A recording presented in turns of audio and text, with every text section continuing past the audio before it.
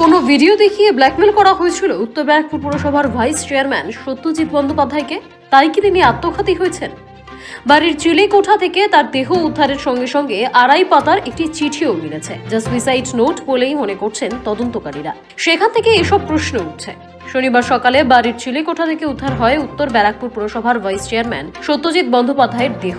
মৃতের পরিবার এবং স্থানীয় তৃণমূল নেতৃত্বের সূত্রে জানা গিয়েছে, গত বৃহস্পতিবারের পর থেকে তিনি নিখোঁজ ছিলেন। শুক্রবার রাতে অবশ্য বাড়ি ফিরেছিলেন, পরে আবার কিছুক্ষণের জন্য বাইরে বেরোন। পরিবারের কারোর সঙ্গে বিশেষ কথাবার্তা বলেননি, মোবাইলটিও বাড়িতে রেখে গিয়েছিলেন। গভীর রাতে আবার বাড়ি ফেরেন সত্যজিৎ। শনিবার সকালে গলায় ফাঁস দেওয়া অবস্থায় তার দেহ উদ্ধার হয় চিলে কোঠা থেকে।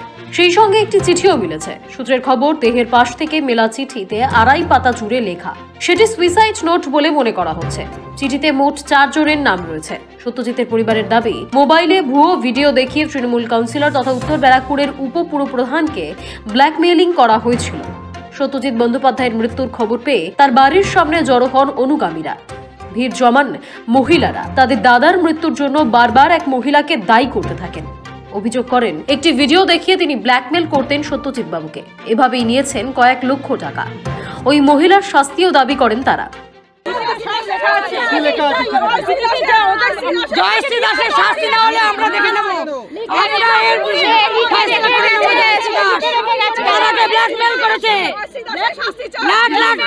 দাদারই টাকা দিয়েছে।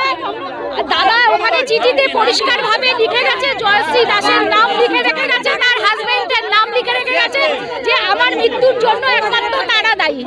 দাদা চিঠিতে পরিষ্কার ভাবে লিখে গেছে। আর দাদাকে পাবো, দাদাকে তো আর পাবো না, শাস্তি পাক। দাদার আত্মা শান্তি হবে। দাদা লিখে গেছে, দাদা লিখে গেছে যে শাস্তি মহিলা লম্বা বাজারে থাকে, লাখে লাখে টাকা ব্ল্যাকমেল করেছে। ফোন করতে ব্ল্যাকমেল করে করে টাকা নিত, ব্ল্যাকমেল করে করে। আমরা শাস্তি চাই। শান্ত হয়ে বলুন। যে লম্বা বাজারে থাকে তার হাজবেন্ড, দাদা আমরা তো সব কথা জানি না। এবার দাদাকে টাকা ব্ল্যাকমেলিং করতো, লাখে লাখে টাকা।